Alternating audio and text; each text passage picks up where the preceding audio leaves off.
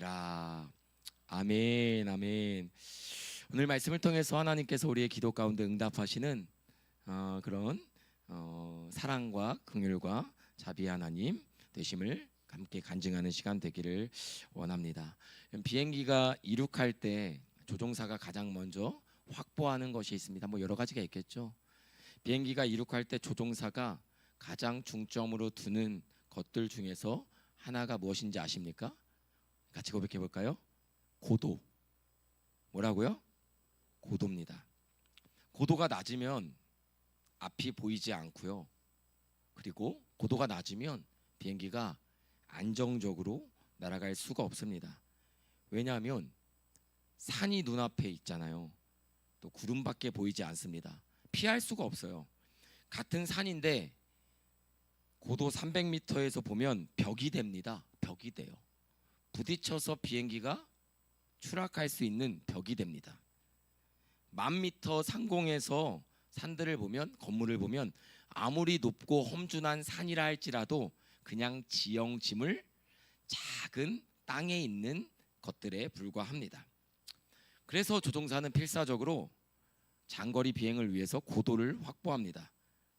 산이 달라진 게 없어요. 높은 산, 험준한 산, 계곡과 미로와 같은 그런 험악한 산악 지형은 바뀐 게 없습니다. 무엇만 달라졌나요? 높이만 달라진 것입니다. 오늘 본문에 아주 유명한 구약의 한 사람이 나옵니다. 바로 느헤미야죠. 이 사람이 지금 마주한 산은 페르시아 제국의 왕이었습니다.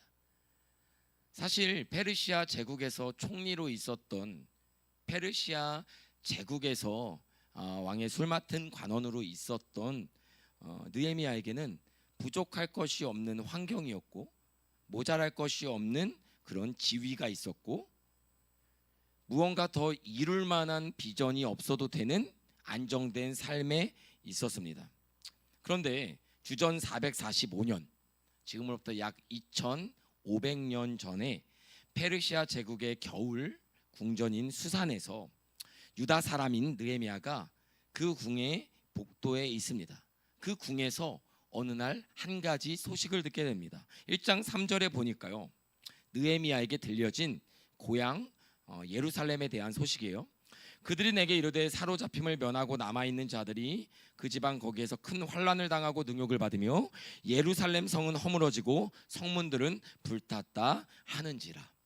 여러분, 예루살렘 성문이 불타고 허물어지고 폐허가 되어진 그런 소식을 들은 것입니다. 이 소식을 들었을 때 느헤미야가 보인 반응은 4절에 나와 있는데요. 내가 이 말을 듣고 앉아서 울고 수일 동안 슬퍼하며 하늘의 하나님 앞에 금식하며 기도하였다. 여러분, 느헤미야의 행동 몇 가지 있었죠? 뭐가 있었나요? 기억나시는 거 지금 읽었죠? 느헤미야가 지금 뭐 했죠? 슬퍼하기 전에 어떻게 울고? 여러분, 제가 많이 우는데 울본데 서서 우는 것과 앉아서 우는 것은 좀 차이가 있습니다. 보여드릴게요. 제가 슬퍼서 서서 우는 건 이건데 앉아서 우는 것은,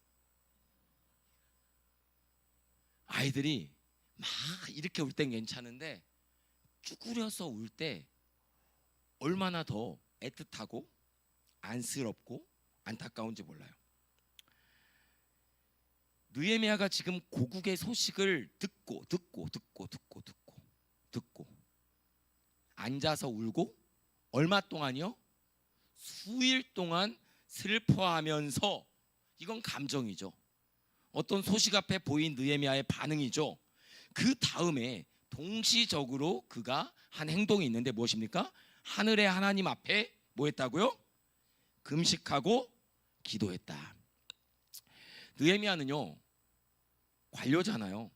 높은 지위에 있는 사람입니다. 어떤 문제와 상황을 행정적으로 또 자신의 어떤 지혜로 해결할 방도를 찾을 수 있는 그런 지혜와 어떤 권한들도 어느 정도는 있었어요. 그는 회의를 소집한 것도 아니고 곧바로 대책을 세운 것도 아니고 그저 수일 동안 주저앉아 울었습니다. 그리고 나서 성경은 무엇을 보여주냐면 그 느헤미야의 슬픔과 그 느헤미야의 낙심 앞에서 그 수일의 울음의 결과, 수일 동안 앉아서 울었던 결과가 그의 삶의 방향을 어디로 향하게 했는지를 보여주는 거예요. 많은 사람들이 어떤 소식들을 듣고 보이는 반응, 눈물이나 기쁨이나 좌절이나 절망이나 여기까지는 차이가 없어요. 그런데 그 수일, 어떻게 되면 수달, 어떻게 보면 수년이 될 수 있는 그 슬픔과 낙심 앞에 느헤미야가 바뀐 방향을 보여주는데요. 그는 주저앉은 곳에서 위를 바라보았습니다. 뭐라고 얘기합니까? 하늘의 하나님 앞에. 그가 울면서 결론 내린 것은, 그가 슬퍼하면서 결론 내린 것은 내가 하나님 앞에 서야겠다란, 내가 하나님 앞에 무릎 꿇어야겠다라는 자기 결론이었어요. 여러분, 인생의 어느 시점이나 어떤 상황이나 어떤 현실 앞에 좌절하거나 당황하거나 무너지거나 상처받는 것은 별반 차이가 없습니다. 먼저인 사람이 있고 나중인 사람이 있고, 조금 큰 것이 먼저 오는 사람이 있고 작은 것이 먼저 오는 사람, 이 차이는 있을지 모르지만 크게 보면 태어나서 죽음을 맞이하는 거예요. 이 모든 과정에서 겪는 일들은 큰 차이가 없어요. 중요한 것은, 문제는 무너진 다음에 그 무너짐 속에서 슬픔과 좌절 앞에 어디를 바라보는가, 어디를 향해 내 시선이 향하는가의 차이라는 거예요. 여러분, 대부분의 사람들은 무너져요. 예를 들어서 사업이 잘 안 됩니다. 가정에 어려움이 있어요. 건강이 무너집니다. 여러 가지 삶의 어려움을 경험합니다. 관계가 틀어져요. 경제적인 어려움이 있나요? 질병의 문제가 있나요? 잘 풀리지 않는, 기도에도 응답되지 않는 일들이 있나요? 그러면 대부분의 사람들, 아니 거의 모든 사람들은 옆을 봅니다. 옆을 봐요. 가까운 사람, 혹은 내가 편한 사람, 혹은 내 옆에 있는 사람, 누구의 탓인가? 아니면 누구를 보지 않는 사람이라면 자신을 바라봅니다. 내가 그렇지 뭐. 내 한계, 자기 좌절, 자기 낙심, 나는 왜 이 모양인가? 그런데 느헤미야는요, 옆에 있는 상황과 사람, 그리고 뿐만 아니라 자기 자신, 내면의 깊은 우울감이 왜 없었겠습니까? 그런 시간들을 지나 그가 바라본 곳은 바로 위를 바라보였다는 거예요.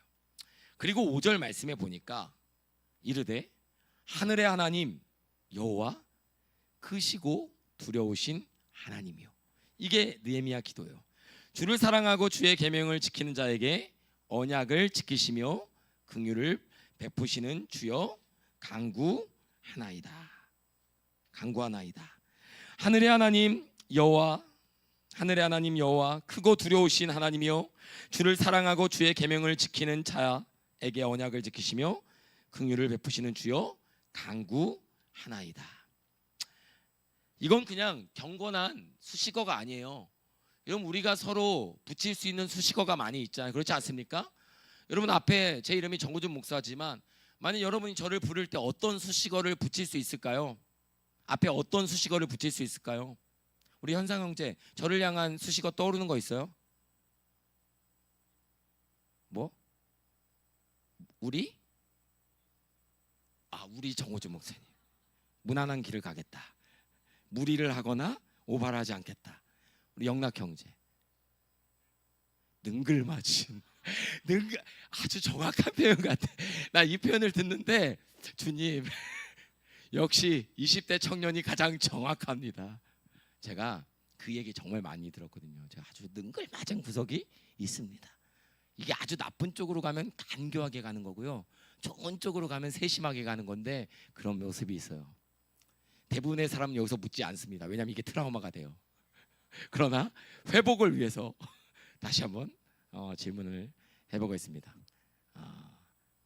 그럼 또 좋은 대답을 할 것 같은 사람을 선택했다고 할 것 같아서 그냥 넘어갈게요.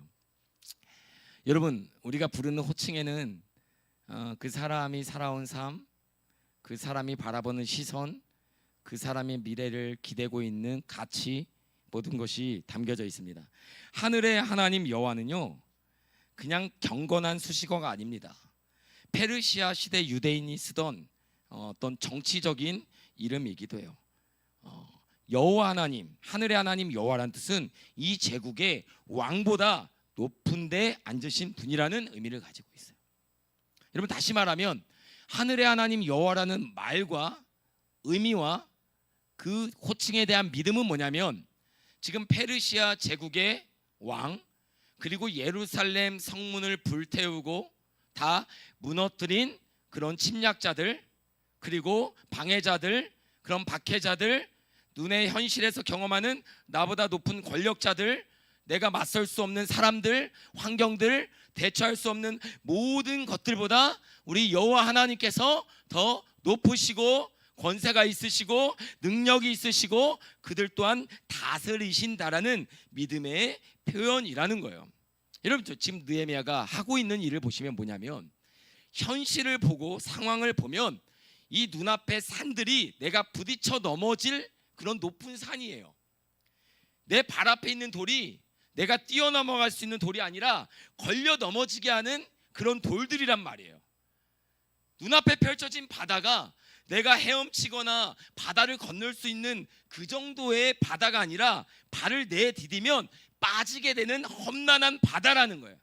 그렇기 때문에 느헤미야가 지금 제일 먼저 하고 있는 일은 무엇이냐면 하나님 앞에 기도를 하는데요, 이 기도의 의미는 무엇일까요? 먼저 고도를 확보하는 거예요. 이 현실의 문제를 바라보는 시야, 관점, 가치, 그 모든 것들에 바라보는 보이는 것들보다 보이지 않는 것들을 보게 하는 고도를 자신의 마음과 그런 시간 속에 채우고 있는 것입니다. 크시고 두려우신 하나님, 언약을 지키시며 긍휼을 베푸시는 하나님에 대한 믿음과 굳건한 신뢰가 그의 눈과 그의 가치와 그의 믿음을 결정짓고 있는 것이에요. 여러분, 우리의 기도가 하나님, 제가 요즘, 하나님, 제 상황이, 하나님, 제 현실이 라고 시작하는 순간 우리의 상황과 환경을 아뢰는 고백이 될 수도 있어요, 물론. 그러나 기도가 내 사정으로 시작해서 내 사정으로 끝나면 안 됩니다. 그러면 기도가 올라가지 않아요. 기도가 올라간다는 것은 현란하고 어떤 아름다운 기도의 문구들을 말하는 것이 아니라 하나님의 거룩한 뜻과 그분의 기뻐하신 뜻을 따라 성령의 탄식과 성령의 간구하심을 따라 기도할 수 있는 시야와 마음이 없는 채로 간구를 하게 되면 그것이 내 욕망과 야망이 될 가능성이 여러분 너무나도 많다라는 거예요. 대부분의 기도가 내 문제의 높이에서 맴돌다가 끝난다라는 거예요. 이런 비행기가 뜨지 못하고 선회만 하다가 현실의 암초와 산들과 계곡에 부딪혀서 넘어지는 것입니다. 그리고 그렇게 기도하고 일어나면 더 불안하고요, 더 염려가 되고요, 문제가 더 커져 있는 현실을 발견할 때가 있다라는 거예요. 여러분, 그렇다면 기도의 고도를 어떻게 높일 수 있을까요? 느헤미야는요, 하늘의 하나님, 크고 두려우신 하나님, 언약을 지키시고 긍휼을 베푸시는 하나님이 어떤 분인지를 먼저 고백합니다. 여러분, 기도란 것이 무엇일까요? 기도는 하나님 앞에 아뢰는 거잖아요. 아뢰는 이유는 무엇입니까? 여러분, 우리가 민원을 제기하거나 어떤 이야기를 할 때 그 문제를 듣고 해결하고 이끌고 인도할 사람에게 하지 않겠어요? 그 문제를 듣고 그냥 무시하고 스킵하고 귀 기울이지 않을 사람에게 그런 자기의 기도와 자기의 마음을 나누는 사람은 없을 겁니다. 우리가 하나님 앞에 기도한다는 것 자체가 갖는 의미가 하나님이 그 기도를 들으신다라는 거예요. 우리가 하나님 앞에 엎드린다는 것 자체가 가지고 있는 의미는 그 하나님이 그 엎드림 속에 있는 우리의 간구와 우리의 간절한 기도를 그분이 귀를 기울여 들으신다라는 거예요. 그렇기 때문에 그 하나님이 어떤 분인지에 대한 우리의 신뢰의 크기와 우리의 고백의 크기에 따라 우리의 기도의 크기가 결정될 수밖에 없다라는 거예요. 하나님이 어디까지 들으시고 어디까지 응답하실지에 대해서 하나님이 어떤 분인지에 대한 우리의 믿음의 크기가 우리의 기도의 내용과 우리의 기도의 깊이와 우리의 기도의 넓이를 결정한다는 사실을 여러분 반드시 기억하시길 바랍니다. 그래서요, 이혜리가 학교를 갔더니 초등학교 우리 1학년 반 아이 친구 중에서 어떤 친구가 아빠가 경찰인 거예요. 둘이 장난을 치다가 뭐 여러 장난들을 쳤겠죠. 근데 그 친구가 이혜리한테 이렇게 말했다는 거예요. 너 나에게 나쁘게 하면 우리 아빠가 잡아갈 수 있어. 우리 아빠는 경찰이야. 도둑을 잡아가고 나쁜 사람들을 잡아갈 수 있어 라고 얘기를 했다라는 거예요.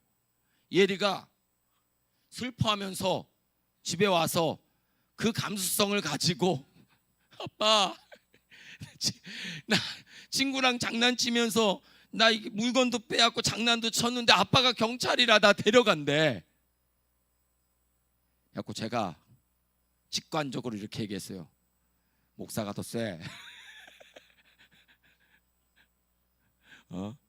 아빠는 그분 교회 다니는지 안 다니는지 모르겠지만 그 생명길로 인도하느냐 사망의 길에 그냥 두느냐 그렇게 아빠가 기도하고 함께 할 수 있어 라고 얘기했더니 가서 얘기한 거예요. 그랬더니 그 친구가 엄마, 그러니까 남편의 아내 아빠가 목사님이었던 거예요. 우리 엄마 아빠도 목사님이야. 그러니까 경찰 플러스 목사. 나는 그냥 목사. 이혜리가 패배를 멋진 아빠가 되고 싶었는데 저도 얘기하고 싶은 게 많았습니다. 여러분 아이들이 우리 아빠는 있잖아 경찰이야. 우리 아빠는 목사야. 우리 아빠는 누구누구야 라고 할 때요 자랑스럽고요 힘이 있는 거와 자랑할 만한 것들을 얘기합니다. 그렇지 않나요? 저 초등학교 때 아버지의 직업을 잘 얘기 못했어요. 누구는 뭐 아주 그래도 우리 아빠는 선생님이야 우리 아빠는 뭐야 라고 얘기할 때 제가 자신 있게 얘기 못해도 우리 아빠는 5톤 화물차 운전수야 라는 말을 어떻게 하겠어요. 잘 알지도 못했고. 여러분 우리가 하나님을 어떻게 인식하고 하나님이 어떤 분인지에 대해서 우리 입술로 고백하는 믿음의 크기에 따라서 그 하나님에 대한 나의 인지, 하나님에 대한 나의 고백이 하나님을 향한 나의 기도, 하나님을 향한 나의 간구의 크기를 결정짓는 거예요. 그리고 나서 언약의 하나님, 긍휼을 베푸신 하나님, 크고 두려우신 하나님, 하나님이 어떤 분인지를 고백한 다음에서 느헤미야가 8절 말씀에 이렇게 하나님께 기도합니다. 옛적에 주께서 주의 종 모세에게 명령하신 말씀을 기억하옵소서. 여러분 하나님 자신이 하나님 백성이었던 모세에게 말씀하신 거 하나님 기억해 주십시오. 이르시기를 만일 너희가 범죄하면 내가 너희를 여러 나라 가운데 흩을 것이요 만일 내게로 돌아와 내 계명을 지켜 행하면 너희 쫓긴 자가 하늘 끝에 있을지라도 내가 거기로부터 그들을 모아 내 이름을 두려고 택한 곳에 돌아오게 하리라 하신 말씀을 이제 청하건대 기억하옵소서. 여러분 느헤미야가 지어낸 말이 아니에요. 신명기 30장에 이미 바벨론 포로로 잡혀가기도 전에 모세가 모압 동편에서 이제 막 광야를 지나 하나님의 약속의 땅으로 들어가는 그들에게 복과 저주, 말씀과 약속을 따라 살아가는 삶의 결과와 그렇지 않은 하나님의 말씀을 떠난 자의 결과를 이야기하면서 주신 말씀이에요. 모세가 광야에서 이스라엘 백성들이 무너지기 700년 전에 미리 전해준 말씀입니다. 느헤미야는 지금 하나님께 그 하나님의 말씀을 그대로 돌려드리고 있어요. 주의 말씀대로 우리가 범죄하여서, 주의 말씀대로 우리가 주의 언약을 떠나서, 교만하여서, 우리가 방종하여서 우리가 바벨론의 포로로 잡혀갔습니다. 지금 우리가 나라를 잃고, 지금 우리가 떠돌아다니며, 지금 우리가 성전을 잃고 살아가는 것은 하나님께서 말씀하신 그대로입니다. 그런데 느헤미야가 뭐라고 합니까? 기억하옵소서. 2번이나 이야기해요. 2번이나 이야기를 해요. 무엇을 얘기합니까? 9절 말씀이잖아요. 만일 내게로 돌아와 내 계명을 지켜 행하면 너희 쫓긴 자가 하늘 끝에 있을지라도 내가 거기서부터 그들을 모아 내 이름을 두려고 택한 곳에 돌아오게 하리라. 아멘. 우리 한번 고백해 봅시다. 같이 고백해 볼까요? 너희 쫓긴 자가 하늘 끝에 있을지라도 돌아오게 하리라. 하나님 이 말씀을 기억해 주십시오. 하나님이 하신 말씀이에요. 여러분, 비행기의 고도를 올리는 건요 조종사의 의지가 아닙니다. 그렇죠? 엔진이에요. 엔진의 출력이에요. 조종사는 아무리 힘을 주고 의지를 가지고 마음을 두어도 비행기를 올릴 수가 없어요. 엔진의 출력이, 조종사의 손길을 통해서 엔진의 출력이 비행기를 올리는 것입니다. 여러분, 기도를 올려주는 건, 우리의 기도의 고도를 높이는 건요 우리의 간절함의 크기가 우선이 아닙니다. 여러분, 조종사의 의지가 비행기의 고도를 올리는 게 아닌 것처럼 우리의 간절함 자체가 먼저가 아니라 하나님의 약속이에요. 그분의 말씀이라고요.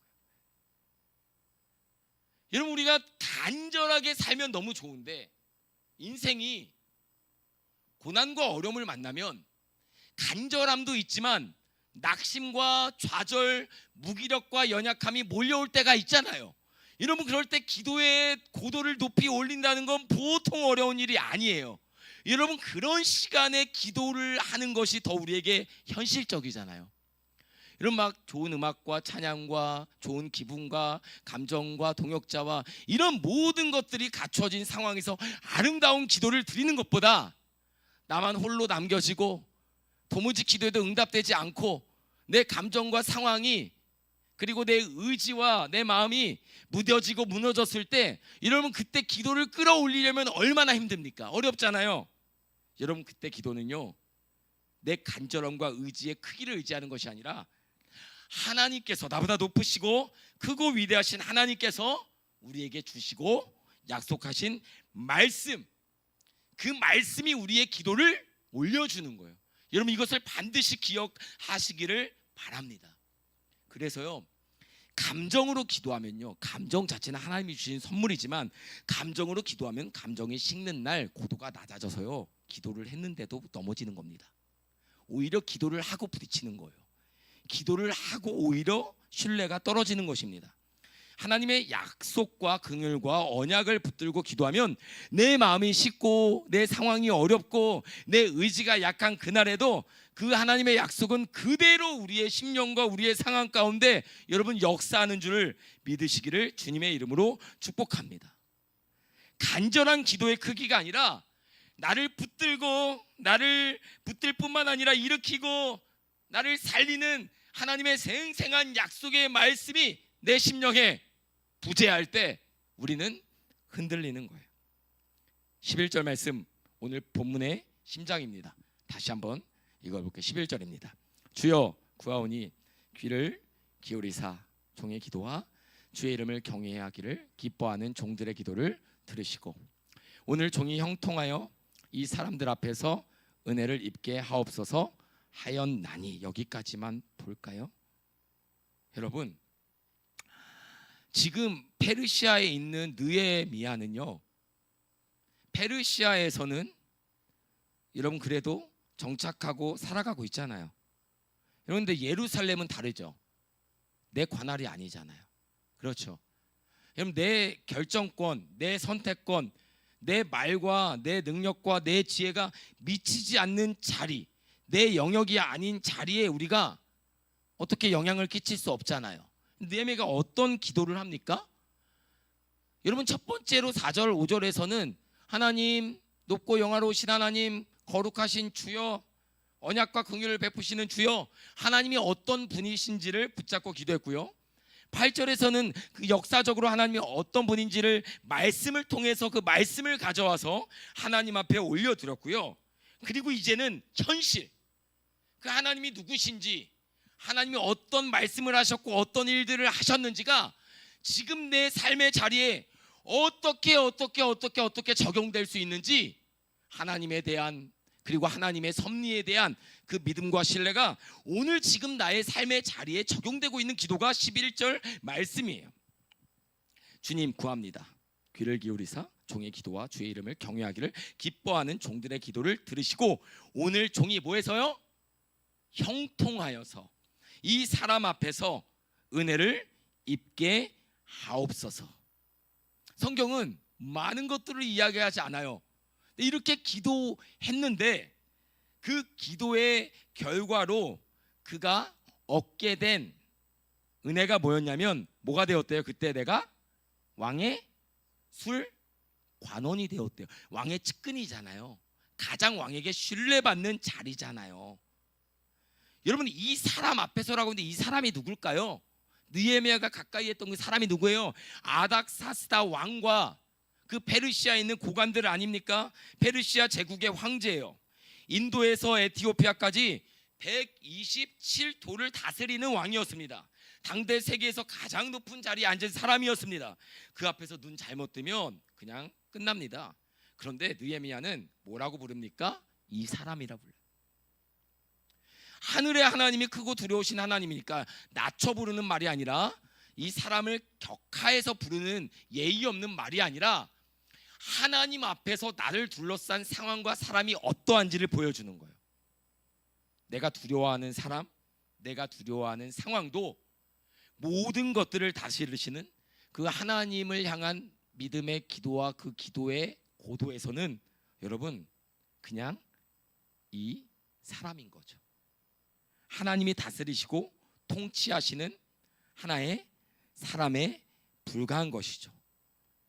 여러분, 이를 통해서 느헤미야는요, 기도의 고도를 올리고 시선을 하늘로 올리고 올려진 시선에서 하나님이 행하신 일들을 기억하고 그 기억한 하나님의 성품과 하나님의 약속을 간구하고 그 간구 끝에 오늘 지금 이 땅과 내가 살아가는 삶 가운데 이루어져야 할 하나님의 약속과 은총을 구했다라는 거예요. 여러분, 제국이 작아지지 않았어요. 아닥사스다가 약해지지도 않았어요. 느헤미야의 기도의 고도와 믿음의 시선이 올라가니까 그곳에 있는 하나님의 통치와 하나님의 섭리와 다스림이 이 땅 가운데 임할 역사가 경험하는 실존보다 크니까 이를 통해서 여러분 느헤미야가 담대한 하나님의 사람이 될 수 있었던 것입니다. 기도가 낮으면 왕이 커집니다. 문제가 커집니다. 내 상황이 나를 압도합니다. 내 앞에 문제가 하나님보다 커집니다. 그 사람, 그 환경, 들은 통보, 이야기, 소식, 숫자, 그 모든 것들이 나를 압도합니다. 그런데 기도가 올라가면요, 그것들이 이 사람이 되고 이 일이 됩니다. 하나님이 개입하시고 하나님이 간섭하시고 하나님이 만지시면 이 상황들이 없어지는 것이 아니라 다만 내 머리와 내 가슴, 내 삶을 지배하고 다스리는 그런 문제거리가 아니라 하나님이 통치하시고 다스리는 그런 간증거리가 될 줄 믿습니다. 이를 위해서 우리는 높이 올라가는 거예요. 사랑하는 성도 여러분, 느헤미야가 처음 이 기도를 드렸을 때가 기스를 월이라고 합니다. 그거는 우리로 하면 12월 정도가 됩니다. 12월, 겨울이죠. 2장 1절에 보면 니산월이 돼요. 3월에서 4월이니까 봄입니다. 4개월 정도 그렇게 느헤미야가 기도하고 그렇게 하나님 앞에 나아갔는데 아무 일도 나타난 것이 크게 없었어요. 그가 응답받은 것은 왕의 술 간원이 되었던 것이었어요. 그러나 그가 슬퍼했던 것은 그 자신의 위치가 아니었어요. 왕의 술 관원이 되는 것이 응답이 아니었다고요. 그가 슬퍼한 이유는 어디에 있었어요? 예루살렘에 있었다고요. 예루살렘에 있었는데 하나님께서 아닥사스다 왕을 통해서 그에게 주신 첫 번째 응답은 뭐예요? 술 관원이 되게 하는 거였어요. 그게 4개월 정도가 지났습니다. 그리고 봄이 왔어요. 왕이 어느 날 느헤미야의 얼굴을 보는데 수심이 가득한 거예요. 여러분, 왕 앞에서 근심 가득한 얼굴은 사형, 묻지도 않고 죽여도 아무 말도 할 수가 없습니다. 근데 왕이 얼마나 느헤미야를 신뢰했는지 무슨 일이 있느냐라고 물어요. 느헤미야는 크게 두려워하여 대답합니다. 크게 두려워하며 대답합니다. 얼마나 그 자신의 표정을 드러내지 않으려고 노력했겠어요. 4절 말씀에 2장 4절 말씀에 보니까 왕이 내게 이르시되 그러면 내가 무엇을 원하느냐 하시기로. 그 다음 한번 읽어볼까요? 시작. 내가 곧 하늘의 하나님께. 여러분 생각해 보세요. 이건 왕입니다. 지금의 왕이 아니에요. 지금의 대통령이 아니라고요. 모든 권세를 가지고 있었던 이 땅을 통치했던 그 왕이 무엇을 원하느냐라고 이야기했는데 그 왕 앞에 응답을 먼저 하지 않고 뭐합니까? 느헤미야가 뭐예요? 하늘의 하나님께 묵도하고라고 하는데 그 앞에 부사가 하나 붙어요. 뭐라고 합니까? 곧이라고 하잖아요. 곧이 뭐예요? 아주 긴박하고 그 짧은 불교의 용어로 찰나, 아주 짧은 시간과 상황 가운데 아주 반사적으로 그 이야기를 듣는 순간 무의식적으로 반사적으로 뭐 했다라는 거예요? 하나님 앞에 묵도했다라는 거예요. 성경에서 아마 가장 짧은 기도가 아닐까 싶어요. 근데 이 짧은 기도는 그냥 짧게 나온 게 아니죠. 지난 4개월 동안 3-4개월 동안 느헤미야가 계속 뭐하고 있었습니까? 슬퍼하며 수일 동안 울며 하나님을 기억하며 크고 두려우신 하나님 앞에 기도하며 그분을 신뢰하며 말씀을 기억하고 선포하고 하나님 앞에 간구하고 그런 시간들이 일상의 시간들 속에서 몸과 영혼과 삶에 배어 있으니까 예기치 못한 왕의 술 맡은 관원이 되고 또 왕이 나를 향해 물어보는 네가 무엇을 원하느냐라고 이야기했을 때 하늘의 하나님께서 그 짧은 묵도 가운데서, 아니 그 짧은 기회의 시간 속에서, 그 짧은 순간 속에서 느헤미야에게, 왕에게 대답할 지혜와 명철과 담대함과 확신을 주지 않았겠습니까? 여러분, 지금은 KTX가 땅에서 제일 빠르잖아요. 근데 자기 부상 열차처럼 이제 떠갖고 가면은 부산까지 얼마나 걸린대요? 25분. 여러분, 미국에서 뭐 런던까지 혹은 뭐 지구 끝에서 지구 끝까지도 초고속 비행기로는 뭐 1시간이면 가지 않습니까? 1시간이면 가잖아요. 그런데요, 그 속도로 도착을 하려면 더 중요한 게 뭐냐면 그 속도가 아니라, 그곳에 탑승하는 것이 아니라 길이 뚫려 있어야 됩니다. 길이 뚫려져 있어야 돼요. 하나님과 나와의 관계 속에서 어떤 상황, 어떤 환경에 기회가 우리에게 찾아올지 모르는데, 응답과 은총의 기회가 찾아올지 모르는데, 그 기회가 우리에게 하나님의 은혜와 선물이 되기 위해서는 하나님과 나 사이에 막힌 담이 있으면 안 돼요.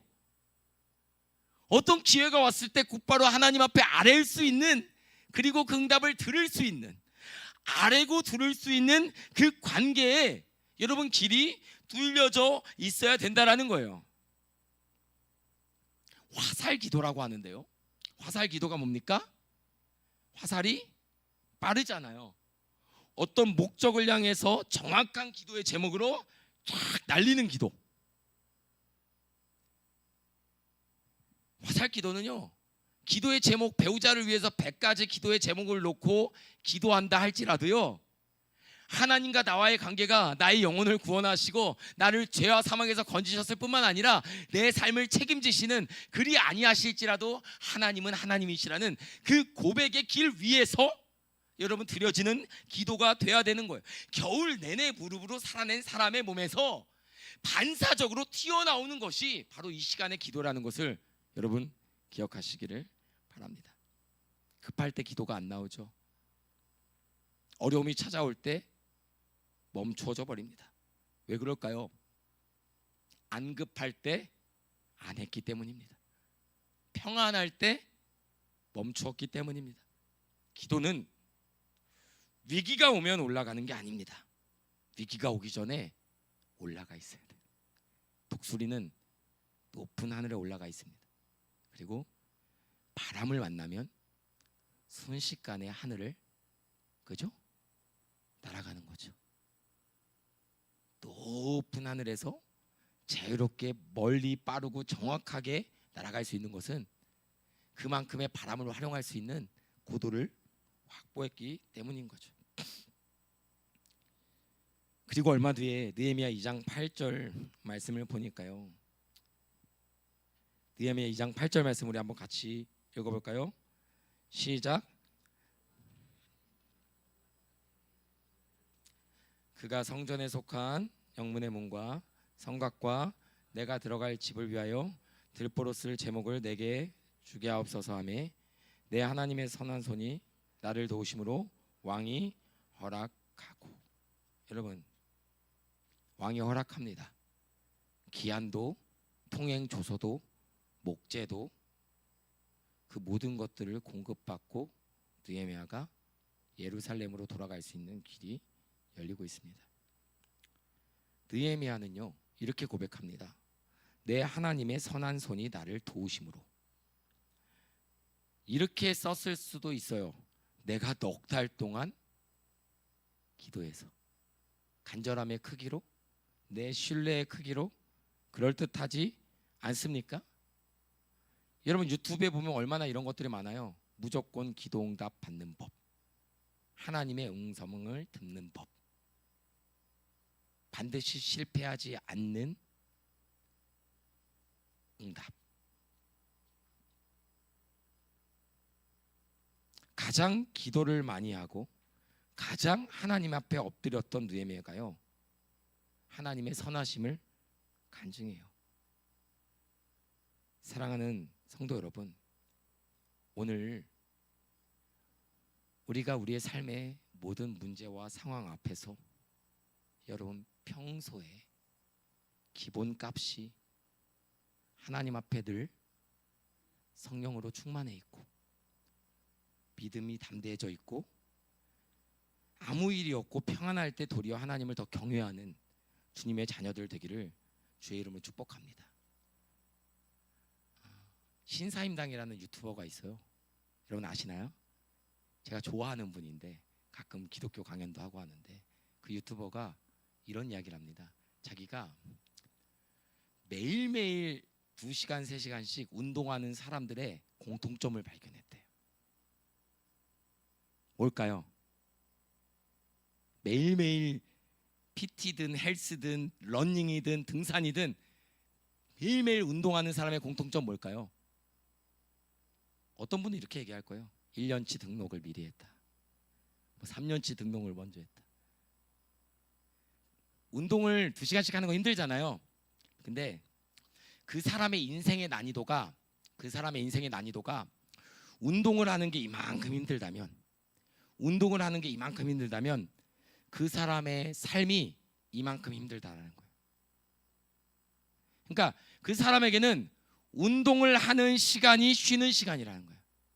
내가 평안하고 부족함이 없어서 운동을 해야지라고 결심하면 운동이 나의 도전이 되고 과제가 되고 어려운 일이 되는데 내가 내 삶의 난이도가 현실이 너무 어렵고 복잡하고 힘들면 그보다 훨씬 뭐예요? 운동이 쉬운 거예요.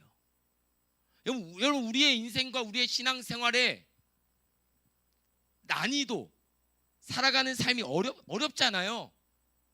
그래서요 문제가 많은 사람, 어려움이 있는 사람, 내 힘으로 안 되는 걸 경험한 사람, 내 의지로 되지 않는 걸 경험한 사람은 그 삶의 어려움과 결핍과 아픔이 이만큼 있기 때문에 여러분 하나님 앞에서 예배하고 기도하고 나가는 시간이 힘들고 어려운 과제의 시간이 아니라 문제와 상황과 환경을 돌파할 수 있는 기회의 시간이 되는 줄 믿습니다. 말씀을 맺겠습니다.